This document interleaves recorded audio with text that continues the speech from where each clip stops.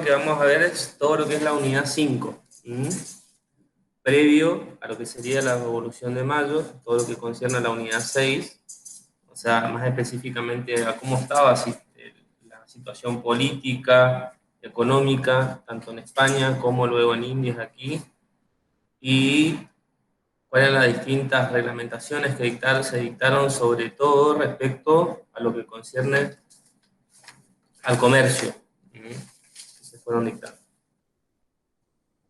Bueno, como primer punto en el programa que tocaría analizar es respecto al despotismo ilustrado. ¿Qué podemos decir que es el despotismo ilustrado? De cierta forma, el despotismo ilustrado es lo que se va a concebir o se va a entender como la denominación es un concepto político que va a surgir después de la segunda mitad del siglo XVIII en Europa, en aquel movimiento europeo que se va a dar en la Revolución Francesa, en Francia, Austria y Prusia, y que se va a enmarcar dentro de lo que se denominan las monarquías absolutistas.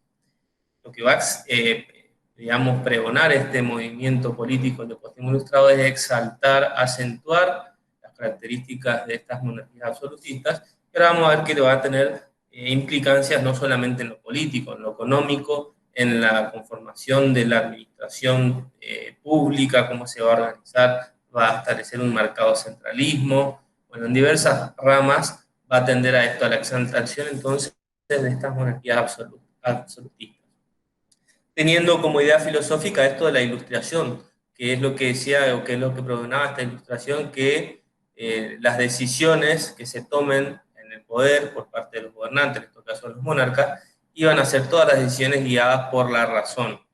O sea, de cierta forma, revalorizando o resaltando nuevamente que ahora la razón iba a estar de cierta forma por encima de otros valores y justamente acentuando el poder monárquico. De cierta forma, estas monarquías que establecen estas doctrinas del despotismo ilustrado lo que van a hacer es ir enriqueciendo las culturas de los países. Vamos a ver, por ejemplo, que van a exaltar lo que son las artes, la cultura, y fomentar la riqueza en los países. La frase o el eslogan que en particular caracteriza a este movimiento de despotismo ilustrado es que esta frase que establece que todo para el pueblo, nada hecho por el pueblo. ¿Qué significa esto? Que todo lo que lleva adelante el accionar del gobernante, del monarca, va a estar bien, porque justamente va a estar guiado por la razón, como mencionamos. Pero en cierto sentido esto va a estar guiado o en sentido de que sea una mejora para el pueblo. Pero a la vez el pueblo no va a tener injerencia ni va a poder intervenir en o participar en esas decisiones que tome el gobernante. De cierta forma, vamos a ver que la figura del gobernante, el monarca, lo va a exaltar y va a ser quien, de cierta forma, lo va a revalorizar en pos y guiado por la razón, como mencionamos. Como dijimos, es un movimiento político que va a tener también consecuencias en otros ámbitos. Vamos a ver luego en lo económico y en otros ámbitos. Pero en cuanto a lo político, lo que va a hacer es entronizar o resaltar la idea del progreso, la idea del fomento de las artes, de la educación. También va a fomentar lo que es la agricultura, el comercio, como decíamos, buscar revalorizar aquellos valores y el afán de lucro. Justamente para llevar adelante todo esto, lo que va a proponer es una cierta medidas o ciertas reformas que iban a ser necesarias para justamente, por un lado, robustecer, o sea, revigorizar el poder real, y por otro lado, limitar aquellos dos poderes que también estaban a la par, que por un lado era la nobleza, quitándole o limitándole los derechos, y por otro lado, el otro poder que era la iglesia o el clero. Entonces, acá vamos a ver que aquellos poderes que también en aquel momento tenían mucha preponderancia, como era la nobleza y el clero, va a empezar el despotismo ilustrado, este despotismo monárquico, lo que va a hacer es aplacar aquellos poderes para a la vez ganar más poder y más fuerza estas monarquías. Justamente lo que se va a buscar es centralizar esta política para ejercer por parte del monarca lo que va a ser la dominación del Estado. O sea, aplacando a los otros poderes como podían ser la nobleza o el clero o la religión. En ese sentido, lo que se va a establecer, como el mismo programa lo dice, fíjese, la exaltación del poder real.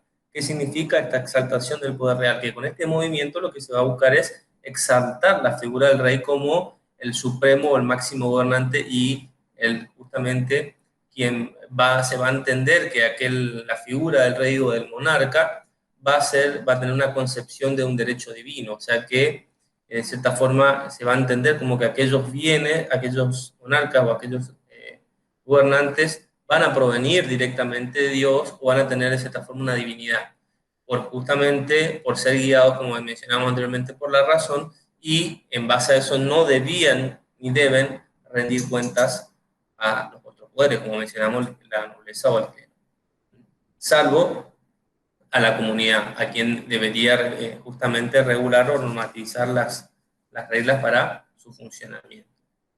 Y esto del despotismo, que va a establecer esta exaltación del poder real, resaltar la figura del rey o del monarca, también va a provocar eminentemente un centralismo.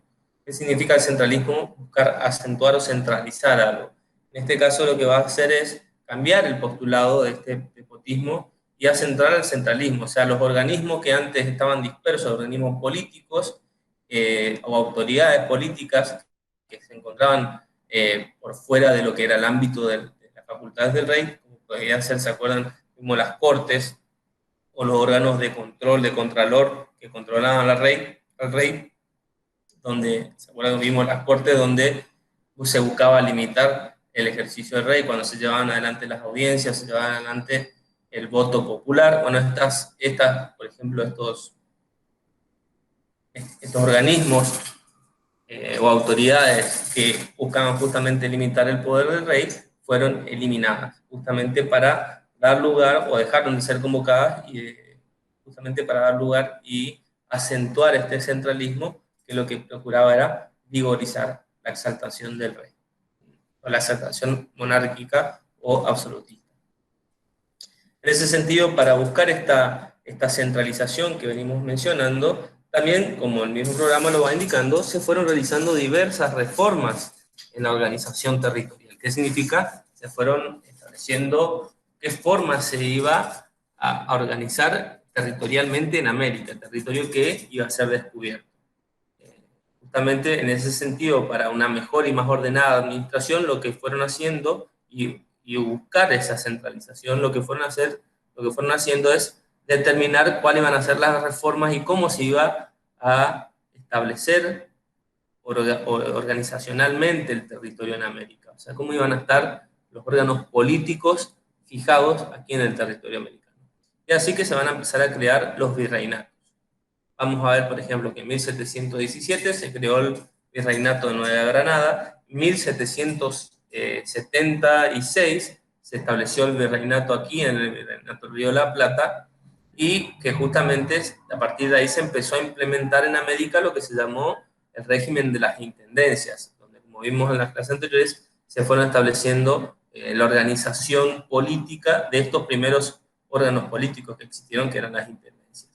Y luego, en 1778, lo que se dictó fue el Reglamento del Libre Comercio, que lo que procuró el Reglamento del Libre Comercio, lo vamos a ver más adelante, fue justamente fomentar el intercambio comercial entre España e Indias. Bueno, en 1782 lo que se dictó fue la Real Ordenanza de Intendencias. ¿Qué era lo que establecía esta Real Ordenanza de Intendencias, como establece en el programa? Justamente era buscaba el establecimiento de los intendentes en el virreinato aquí del Río de la Plata. A través de esa ordenanza de 1782, lo que hizo es normativizó o efectuó normativamente o positivamente, mediante este texto, que era una ordenanza real dictada por el rey, que aquí en el Virreinato del Río de la Plata se iba a establecer las intendencias. Justamente esa ordenanza lo que va a establecer es que va a buscar uniformar en el gobierno, a través del gobierno, un nuevo sistema. ¿Por qué? Porque iba a procurar fortalecer la política centralista que veníamos diciendo. Vamos a ver que el intendente, por ejemplo, iba a ser designado directamente por el monarca. Iba a ser decidido y elegido los gobernantes aquí en el Reinato directamente por el poder absolutista. Por eso vamos a ver que va a buscar y va a tener la intención de fortalecer esta política centralista que venimos mencionando. A la par también va a crear algunos nuevos organismos, pero que iba a estar consolidado todo en poder de manos del monarca. Y aquí en el territorio del Virreinato del Río de la Plata, en 1783, o sea, un año después, se iba a establecer el 5 de agosto cómo iban a quedar divididas o ubicadas estas intendencias en el territorio indiano. Vamos a encontrar, por ejemplo, que la primera intendencia que se iba a establecer va a ser en Buenos Aires. Buenos Aires iba a ocupar todo el territorio de lo que sería Santa Fe, Corrientes y Entre Ríos. Luego vamos a tener, por ejemplo, la intendencia en Paraguay, la intendencia en Córdoba, el Tucumán, intendencia de La Plata, intendencia de Salta de Tucumán y las intendencias de Cochabamba, Potosí y La Paz. O sea, vamos a ver que todas estas intendencias, estas 8 intendencias que mencionamos, eran lo que iban a integrar lo que era el virreinato del Río de la Plata. De cierta forma, ¿quién iban a estar al mando de estas intendencias? Aquellos intendentes que, como mencionamos en un principio, buscaban a través de este sistema un centralismo marcado y eran designados o nombrados directamente por el rey. Y esta ordenanza lo que hacía era otorgarle a estos gobernantes, a estos intendentes, diversas atribuciones o funciones. Vamos a ver que estos intendentes iban a tener específicamente 4 funciones.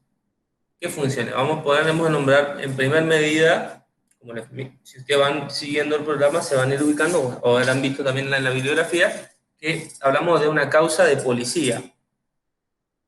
Esta causa de policía que hacía era buscar, o sea, el gobernante o el intendente debería procurar o buscar el fomento económico y el progreso material del pueblo. O sea, impulsar la agricultura, la ganadería, cualquier actividad que genere o que lleve al progreso material de la sociedad, ya sea la minería o el comercio en diversos casos. En esos casos era la causa de policía. Vamos a ver que lo que se denominó la causa de Hacienda como segunda atribución o facultad de los intendentes era justamente la facultad de administrar las rentas reales, aquello que se cobraba por impuestos o que se recibía y que se enviaba directamente a la corona. Esa era la segunda función, esta causa de Hacienda, justamente administrar estas rentas reales. Como tercer causa, encontramos la causa de justicia. La causa de justicia, justamente el mismo nombre lo menciona, que iba a hacer mención o iba a ser, digamos, se iba a mencionar en ese sentido porque lo que iba a establecer era que iba a ejercer una función judicial, el mismo intendente. O sea, aparte de ejercer la administración de las intendencias, iba a ejercer también la administración de la justicia civil o criminal. Pero ¿quién iba a ejercer? No el propio intendente, sino dentro de la intendencia, quien iba a ejercer esta función iba a ser un funcionario que se iba a denominar teniente. Este teniente era letrado porque debía ser instruido en derecho, pero iba a ser directamente nombrado por el rey. O sea, el rey era quien designaba en cada intendencia o elegía quién iba a ser el teniente, quien iba a juzgar las cuestiones civiles y criminales. O sea, acá vamos a ver, nuevamente se tiende a este acentuado centralismo que venimos mencionando, porque no solamente el intendente, sino los demás funcionarios que integraban las intendencias iban a ser designados directamente por el rey, como por ejemplo el caso que estamos viendo del teniente. Y la cuarta función dentro de las intendencias que podemos mencionar eran las causas de guerra, función de que los intendentes debían atender justamente al bienestar o a la subsistencia de las tropas o de aquellos gastos militares que tuvieran cada intendencia. En ese sentido, entonces podemos encontrar cuatro causas o 4 funciones que le iban a otorgar a través de esta ordenanza que mencionamos a las intendencias. La causa de policía, procurar fomento económico y progreso material; la causa de Hacienda, administrar las rentas reales; causa de justicia, elegir aquellos o establecer las funciones de aquellos funcionarios que tengan esa función judicial, ya sea civil o criminal, que era en este caso el teniente, y la causa de guerra atendiendo a los requerimientos de las tropas o los gastos militares. Bueno, fíjense que también el despotismo ilustrado, este movimiento, tuvo un impacto en lo religioso. Fíjense cómo vamos a ir viendo en distintos aspectos, no solo en lo político, vimos en lo económico, ahora vamos a ver en lo religioso, porque iba a tener un impacto en lo religioso este despotismo. ¿Sí? Si bien hablamos de un marcado centralismo donde se iba a acentuar la figura del monarca o del gobernante, también se iba a ver un afán desmedido del rey o del monarca por controlar a la iglesia. Como decíamos en un principio, buscar aplacar a aquellos otros poderes como era la nobleza o el clero. Entonces, acá el rey lo que iba a procurar era eso, controlar a la iglesia y que esta iglesia sirva o que sirva para sus intenciones. O sea, de cierta forma colocarlo en un pie por debajo de su poder a la iglesia.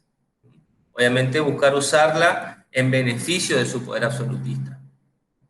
Por eso es que en ese momento lo que se pensó por parte del gobierno político, del gobierno del movimiento despótico o del despotismo ilustrado era procurar de cierta forma o entender a la religión como un instrumento político, ¿sí? Y que en la cabeza de todo iba a estar el monarca o el gobernante. Así también vimos que en lo militar el despotismo tuvo injerencia. Vemos que, por ejemplo, se realizó una reorganización del sistema militar, creándose una subdivisión. ¿Por qué? Porque ahora se iba a establecer dos formas o dos sistemas militares. Por un lado, la Guardia Real, iba a ser obviamente establecida, dirigida y comandada por el mismo monarca, iba a estar en manos del monarca, y luego vamos a encontrar aquellas milicias provinciales que eran designadas a través de los organismos políticos locales, como podría ser las intendencias aquí en las Indias o en mismo España a través de las distintas localidades. Esto también va a tener algo de impacto o de relación con lo que vamos a ver. ¿Se acuerdan cuando vimos, por ejemplo, los antecedentes de la Semana de Mayo? Ahí vimos que en aquel momento, cuando se invadió España y luego llevaron adelante, por ejemplo, los ingleses determinadas invasiones en nuestro territorio indiano, justamente nosotros no contábamos con aquel sistema de protección militar porque España no podía acudir a nuestros requerimientos ya que se encontraba en conflicto internamente. Pero para que vayamos viendo que esto, el militar, también tiene injerencia con eso. Luego, al final de hoy, vamos a ver también un poco, nuevamente, este antecedente de la Revolución de Mayo, de lo que fue la toma por parte de Napoleón Bonaparte del territorio español. Bueno, así también este movimiento del despotismo ilustrado tuvo consecuencias, no solo como mencionamos en lo militar, en lo religioso, en lo político, sino también en lo económico y lo social.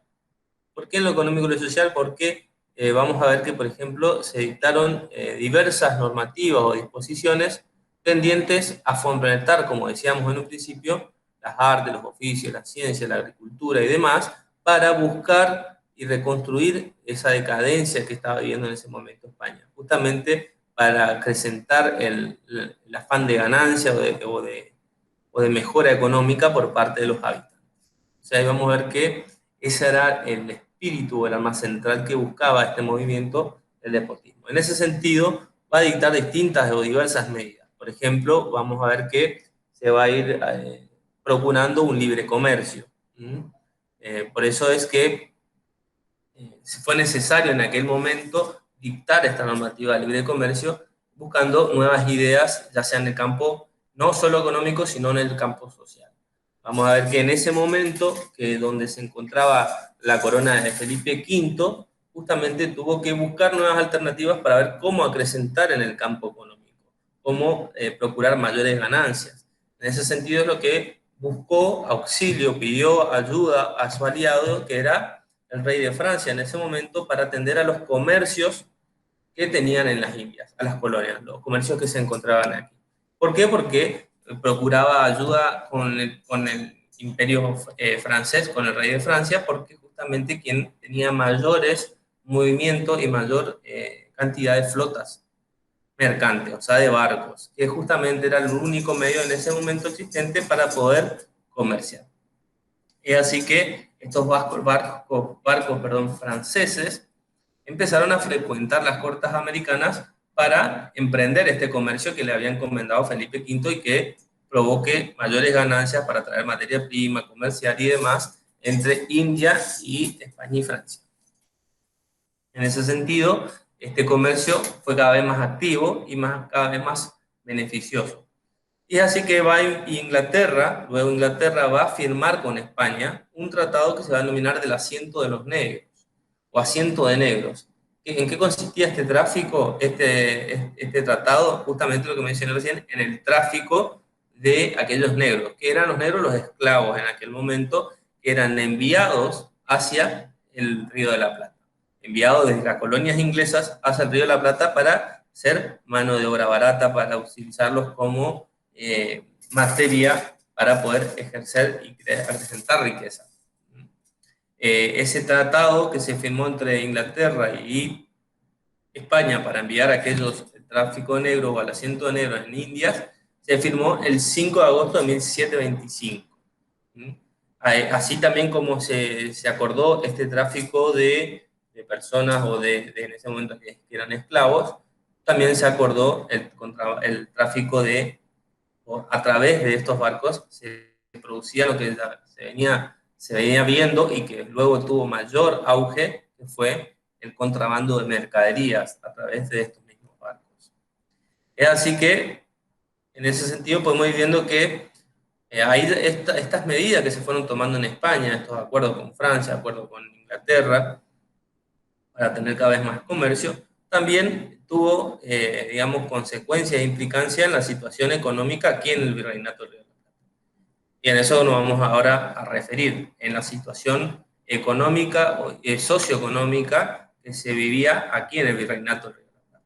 ¿Por qué? Porque al haber más comercio, traes más cuestiones de otros países, como era Francia o Inglaterra, estas mercaderías que ingresaban en el Virreinato de Río de la Plata, por ejemplo, mercaderías francesas, lo que decían eran abaratar los mercados americanos, o sea, los mercados de las Indias, y arruinaban a los comerciantes. ¿Por qué? Porque traían o comerciaban productos más avanzados o con mayor tecnología de otros lugares y la mano de obra comerciante local o las industrias locales cada vez quedaban en mayor desprotección. Y así que esta abundancia de mercaderías que existía en ese momento en América, lo que hacía eran, como mencionábamos, también arribaban no solo en forma legal, sino en forma ilegal, a través de lo que de lo que era el contrabando. Lo que hacían era justamente fomentar este negocio que se denominó negocio negrero o negocio del tráfico.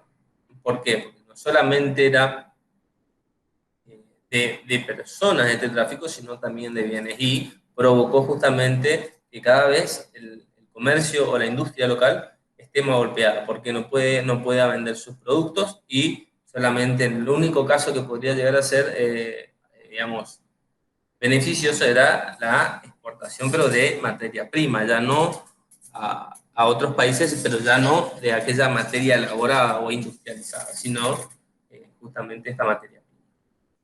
Este negocio que mencionábamos, este tráfico de personas o venta de esclavos o negros, justamente con quien se llevó adelante el tratado, que fue Inglaterra, fue una fuente muy importante. ¿Por qué? Porque a partir de este tratado que se llevó adelante, también los esclavos, los ingleses que comerciaban con Indias, comenzaron a traer productos de otros lugares, como decir, bebidas, armas, zapatos, hotelas o diversos productos, y al traer esos productos que eran más industrializados, se llevaban de aquí materias primas que no eran industrializadas, por ese comercio que se realizaba. Por ejemplo, como ser materia prima como el oro, la plata, el cuero de animal o la grasa, bueno, productos que no eran industrializados y que obviamente se procuraban mucho aquí en este territorio. En ese sentido, podemos ver que ahí es donde que se fue golpeando las pocas industrias que se encontraban o que se iban asentando aquí en nuestro territorio. Y en 1764, lo que se creó luego de este tratado que estableció este comercio entre Inglaterra y las Indias, o España y sus colonias, que eran las Indias, se creó, por ejemplo, lo que se llamó el Servicio Regular de Correos. Aquí fue donde se estableció el primer sistema de comunicación a distancia, podría entenderse así, sistema justamente de envío o de correspondencia. En 1764 se estableció este servicio de correo regular que establecía entre España y América, que se enviaba todos los meses, mensualmente, un barco donde se enviaba desde La Habana, venía obviamente desde España, La Habana a Buenos Aires, luego se extendió a Buenos Aires, pero en un principio fue hacia La Habana, y que justamente se podía establecer un envío de correspondencia, envío de correo. En 1765, justamente con esta declaración o instauración del libre comercio, que vamos a ver cómo que se instauró el libre comercio, que se buscó con el libre comercio, justamente lo que se estableció fue suprimir algunos gravámenes e impuestos al comercio. Por eso que decíamos que también este despotismo ilustrado como movimiento político, si bien procuró el centralismo del monarca, también tuvo implicancia en lo económico, como mencionamos, vamos a ver que como afán de poder lograr mayores ganancias, mayores acreencias por parte del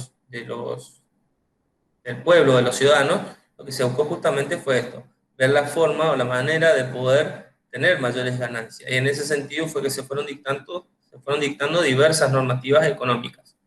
En ese sentido, como fuimos viendo, por ejemplo, el tráfico de negros, que fue mencionando del tratado, o el tráfico con Francia para poder comerciar, o ahora vamos a ver que se fueron cada vez abriendo más a los mercados o estableciendo lo que se denominó cada vez el libre comercio, comerciar con cualquier otro territorio, no solamente el comercio que era limitado y restringido entre Indias y España. Esto también, por otro lado, tuvo sus consecuencias negativas, como mencionamos, que al traerse productos manufacturados del exterior, de Francia, de otros países, se golpeaba o se afectaba a la manufactura local. Bueno, si ustedes ven el programa, van a ver que va a figurar el Auto de la Libre Internación de 1777. ¿Qué fue este Auto de la Libre Internación? Esto fue una normativa que fue dictada justamente el 6 de noviembre de ese año por Pedro de Ceballos, que era el virrey del Virreinato del Río de la Plata. ¿Qué estableció este documento que estableció Pedro de Ceballos? Justamente lo que buscaba era que se pueda llevar adelante el comercio en los lugares donde no estaba llegando el comercio. O sea, lo que procuró era subsanar los problemas económicos que estaba enfrentando en ese momento su gobernación. ¿Por qué? Porque en algunos territorios el comercio no llegaba y tampoco se podía comerciar con Buenos Aires. Por ejemplo, lugares alejados de Buenos Aires, justamente lugares alejados de los puertos, como por ejemplo en Cuyo o Alto Perú o Tucumán, en aquellos lugares no era tan fácil que pueda acceder el comercio o que lleguen aquellas mercaderías que se traían de otros lugares o que se comerciaban con otros países. En ese sentido, este Auto de la Libre Internación lo que estableció era, declaró libre y facultativa, la entrada de mercaderías por Buenos Aires hacia estas provincias que se vean afectadas. O sea, ¿qué significaba? Que las mercaderías que llegaban a Buenos Aires, para poder trasladarse hasta Perú, para poder trasladarse a Cuyo, para poder trasladarse a Tucumán, no se iba a cobrar ningún arancel por ese traslado interno, justamente para buscar fomentar también el comercio en aquellas localidades. Y así también vemos que se dictó al año siguiente otra normativa que fue en el programa el reglamento y arancel de libre comercio de España e Indias. Como mencionábamos recién, cada vez se buscó propender más a lo que fue un libre comercio, un mercado de libre comercio. En ese sentido, fue una de las reformas más importantes que se llevó a cabo en América. En octubre de 1778, ya que esta relación entre España y América, como mencionamos, se encontraba restringida, porque solamente podían comerciar entre ellas. A través de este instrumento lo que se logró, se buscó, fue cada vez que los puertos puedan comerciar con los puertos españoles también puedan comerciar y cada vez con otros países. Se permitió el intercambio comercial de los distintos puertos, ya sean españoles o indianos, y flexibilizando este monopolio que existía anteriormente, que solamente existía o se podía comerciar en determinados puertos que lo determinaba o lo establecía el monarca. A través de este documento lo que se estableció, por ejemplo, se creó o se abrió para el comercio 13 puertos en España, como también 27 puertos en India. O sea, se multiplicó la cantidad de puertos o de lugares para poder comerciar, aumentando así, en este sentido, el volumen del comercio. Como consecuencia de este aumento, también lo que se creó fueron distintos institutos políticos y de control. Ustedes en el programa va a hacer mención a lo que se denomina el consulado. ¿Qué era el consulado? El consulado era un cuerpo o un órgano político, consulado en Buenos Aires, que lo que hacía era actuaba como jueces económicos, como un sistema de control. Este órgano fue creado el 30 de enero de 1794 en Buenos Aires, y cuando se crea en Buenos Aires, ¿no es cierto? Y tenía diversos integrantes, diversos funcionarios. Por un lado se encontraba un prior, 2 cónsules, 9 conciliarios y un síndico. Estos eran los integrantes. Pero ¿cuál era la característica? ¿Qué función tenía este órgano? En cierta forma lo que tenía era el carácter de una junta protectora del comercio. ¿Por qué junta protectora del comercio? Porque representaba a los comerciantes. Cuando se cobra demasiado un impuesto o una tarifa, o, por ejemplo, quien iba a ser de juez comercial en caso de que se haya vendido una determinada cantidad de materia prima y no sea la misma calidad o no sea la misma cantidad. En esos casos era donde actuaban estos consulados. También funcionaba como tribunal judicial en estos asuntos que mencionaba, o sea, era juez para dirimir los conflictos entre las partes, aquel que vendía o aquel que compraba, si había un conflicto entre justamente estas dos partes. ¿Cómo subsistía este consulado o este tribunal? Lo que subsistiera a través de lo que se denominaba el derecho de avería. Ese era el fondo de donde subsistían. ¿Qué era el derecho de avería? Eran los impuestos que se cobraban a las mercaderías por el comercio, por, digamos, comerciar a través de los puertos. Y también de las multas o penas que se cobren y se realicen, por ejemplo, en aquellos conflictos donde se lleva adelante menor o mayor conflictos en el comercio. Cuando haya un conflicto, por ejemplo, no se venda la calidad que se expresó o la cantidad, en aquellos casos también tenía poder de policía para ejercer multas, perdón, y eso también era parte integrante de su, digamos, de su funcionamiento, de la economía, para la economía de su funcionamiento. Con eso subsistía. Bueno, en ese sentido, vamos a ver que luego habla en el programa lo que se denomina la representación de los hacendados, que luego provino el reglamento del 6 de noviembre de 1809. ¿Qué era la representación de los hacendados? En este sentido, la representación de los hacendados era un informe, que se llevó un informe económico, de política económica, realizado por Mariano Moreno en 1809, pero ¿qué era lo que establecía este informe?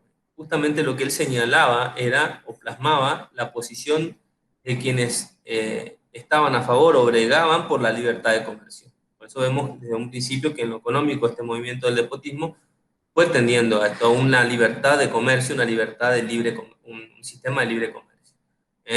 Lo que ellos sostenían, Mariano Moreno, era que era necesario este libre comercio y que manteniendo el monopolio solamente poder comerciar entre determinados puertos de España e Indias, no solo era beneficiario para los contrabandistas, porque al haber ese monopolio había cada vez mayor comercio de contrabando, o sea, ilegal, sino también que este libre comercio iba a provocar, digamos, atacar a este contrabando, porque al ser legal o al establecerse la libertad de comercio ya no iba a existir tanto comercio de contrabando.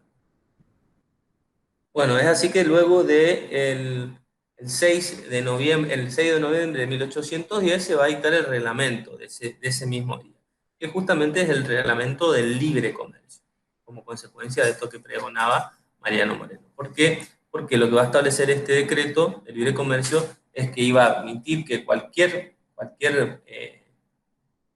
buque, se admitía, digamos, el libre comercio, pero que admitía que en el puerto de Buenos Aires o en el puerto del Virreinato, cualquier buque amigo de otro país, ya sea nacional o de un país que era un tratado con España, ya sea neutral, nacional o extranjero, podía acercar y comerciarse en los puertos del Virreinato.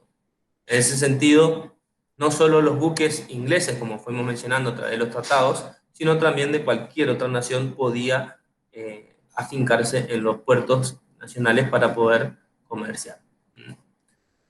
También, en otro sentido, lo que va a establecer es que los artículos que se importen o que se comercien iban a tener que pagar ciertos derechos o impuestos. Estos impuestos o derechos también, por otro lado, eran muy cuestionados porque llegaban a un alto valor, casi un 52% del valor, por ejemplo, de determinadas mercaderías. ¿Qué hacía que provocaba esto del aumento o del acrecentamiento de estos porcentajes de los impuestos? Que los productos cada vez tengan un mayor precio, un elevado mayor, un precio más elevado, perdón, haciéndolo también cada vez más difícil el comercio de determinados productos. Bueno, pero en ese sentido se fue procurando cada vez más esta apertura, este libre comercio, este sistema de libre comercio. Bueno, es así que vamos a entrar ya en el tercer punto de esta unidad 5, que es el advenimiento o la crisis del régimen indiano, de esta segunda mitad del siglo XVIII. ¿Qué va a establecer esta crisis del régimen indiano? Vamos a ver, por ejemplo, en una primera medida respecto a la conducción gubernativa, o sea, a los gobernantes. ¿Por qué? Porque a través de, como mencionamos anteriormente, en el gobierno de Carlos IV, fueron diferentes los factores que fueron debilitando el vínculo entre los gobernantes y los gobernados. Justamente, como mencionamos, como consecuencia de este despotismo ilustrado, la excesiva centralización del poder del monarca fue perjudicial, justamente y específicamente respecto a las Indias. ¿Por qué? Porque se veía como un conflicto, una despreocupación por parte de la corona de sostener o resolver los problemas en Indias. Es así que, por ejemplo, luego vimos cuando se produjeron las invasiones inglesas en el territorio del Reinato del Río de la Plata, que justamente España no acudió a aquellos conflictos que se dieron en esa corona, en el Reinato. Y es así que fueron surgiendo diversos ideos e intentos de independencia en nuestro territorio. Por ejemplo, esto fue motivado justamente por el temor de que vaya desembarcando o que cada vez se vaya desmembrando la monarquía española con la pérdida de América y con el conflicto interno que se estaba suscitando en España a través del conflicto entre España y Napoleón Bonaparte. Por ese conflicto también fue acrecentando la desconfianza por parte del territorio indiano de poder tener esa confianza de la corona española y del respaldo de la corona española. Bueno, es así que también se fueron, a través de estos ideos e intentos de independencia, por otro lado se fue proponiendo restaurar este concepto de lo que era el rey o revalorizar nuevamente o llevar adelante reformas políticas en América con la intención de revalorizar el gobierno español. En ese sentido, por ejemplo, se llevaron proyectos para igualar a la situación de los españoles con los criollos, pero son cuestiones que fueron nada más que proyectos, porque en la práctica no se concretó. En ese sentido, diversas ideas surgieron para tratar de establecer esta igualdad, por ejemplo, entre los españoles y los criollos.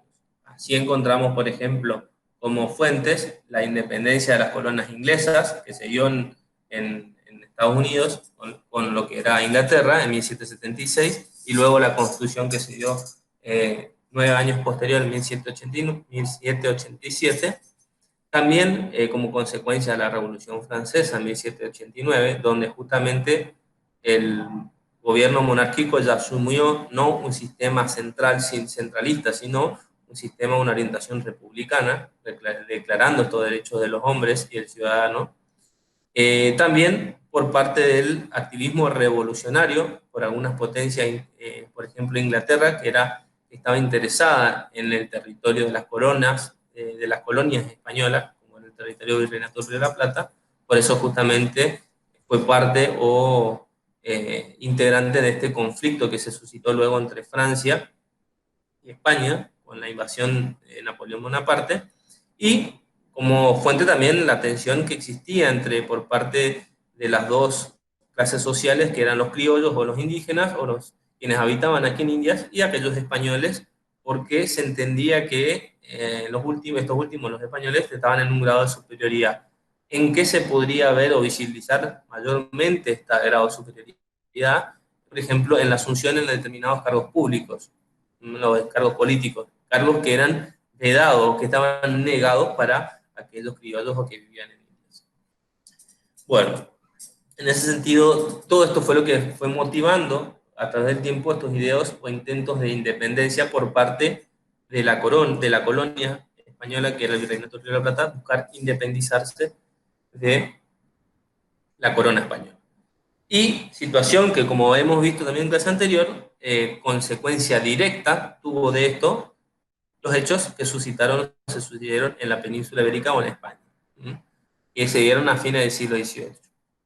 ¿Cuáles fueron los hechos que provocaron directamente esta independencia, que tuvieron implicancia directa en la independencia?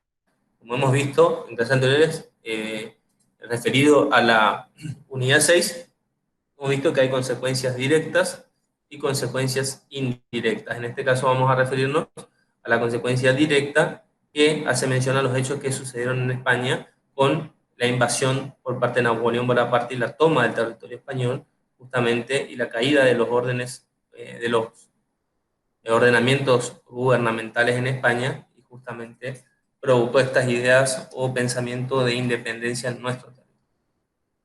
Como mencionamos entonces, esto comenzó a fines del siglo XVIII con la invasión de Napoleón, que fue agravando y fue de cierta forma caracterizando este aislamiento de las dos partes, o separamiento de las dos partes. Por un lado España y por otro lado las Indias o el Virreinato, donde ya no eran una sola corona o parte integrante específicamente de la corona, sino se veía una marcada separación.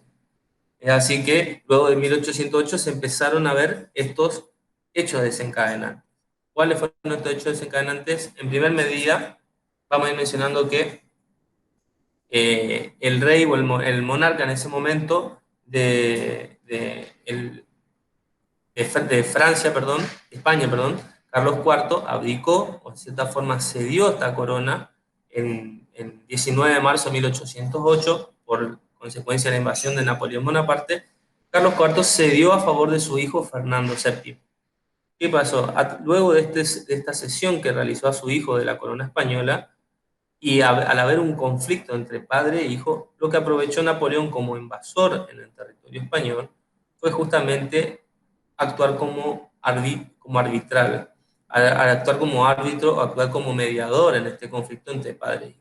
Y en ese sentido, lo que logró es que luego de esta disputa entre padre e hijo, consiguió que Carlos IV, quien había cedido a su hijo, declare posteriormente nulo aquella cesión o abdicación de su hijo.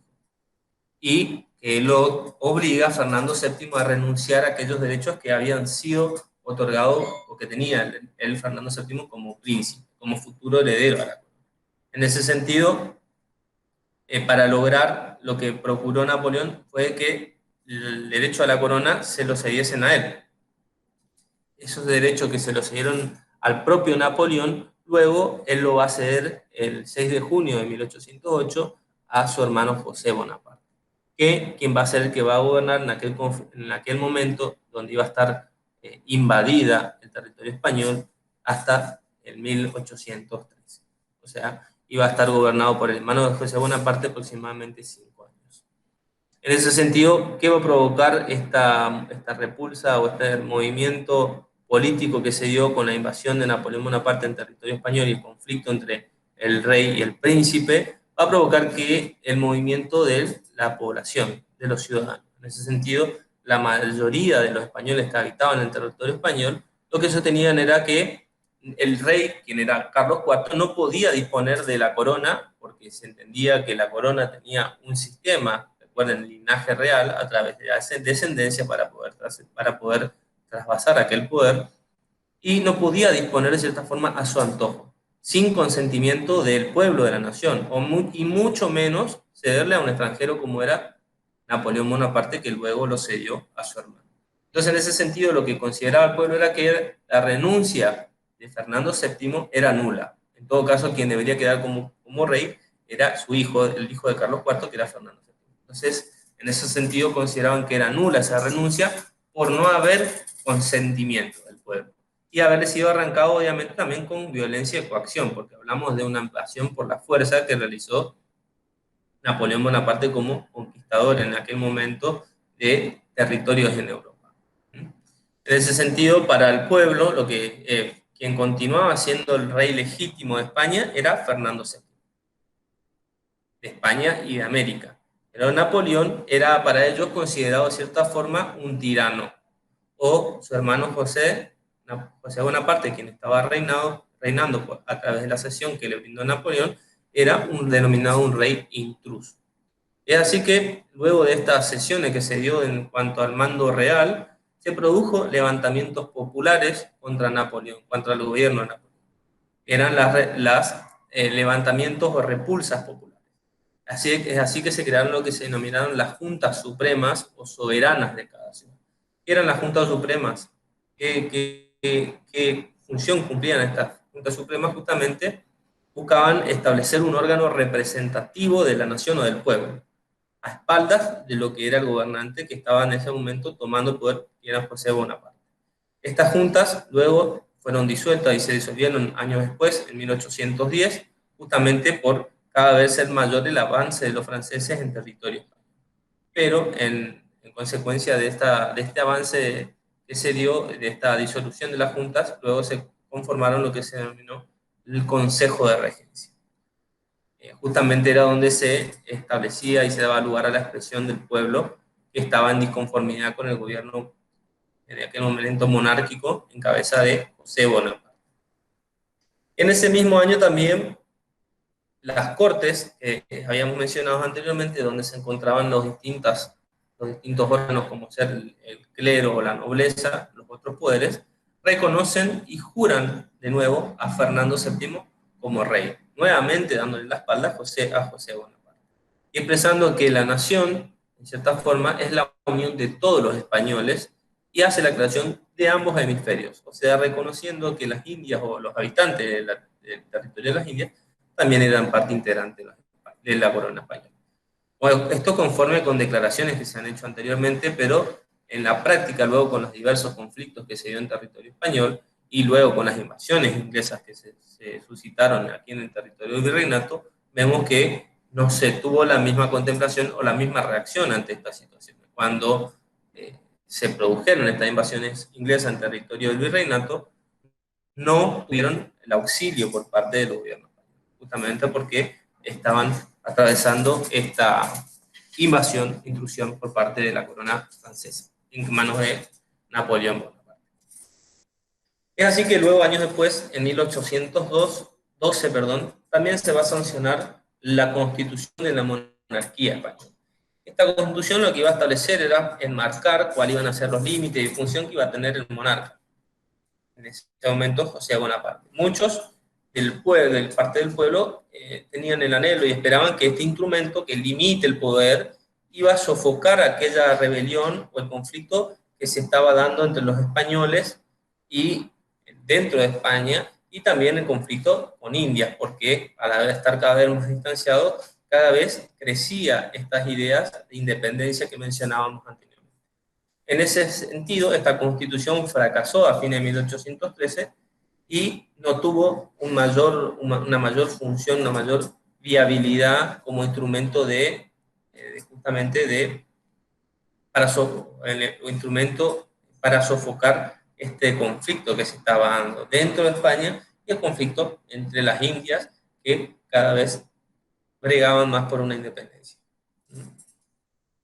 En ese sentido, desde América lo que se buscaba era evitar, de cierta forma, como se estaba viendo, digamos, se tenía la premonición que cada vez España estaba más avanzada por los franceses y cada vez tenía menos capacidad de reacción.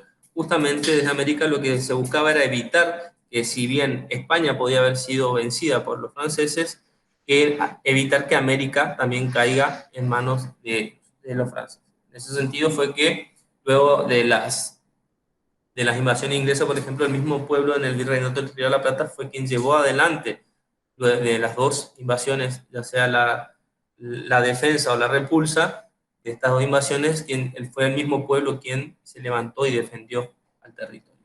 Pero situación posterior, ya en 1814, con la huerta de Fernando VII, digamos el derrocamiento de José Bonaparte y la vuelta de Fernando VII en España, lo que va a aparecer es que la mayoría, o lo que va a suscitar es que la mayoría de las cortes, órganos que dijimos anteriormente que plegaban por los intereses del pueblo, se iban a resistir a renunciar a la soberanía. O sea, no querían volver nuevamente a un sistema monárquico absolutista. Es así que se renuncian a prestarle obediencia y también a reconocerlo como rey.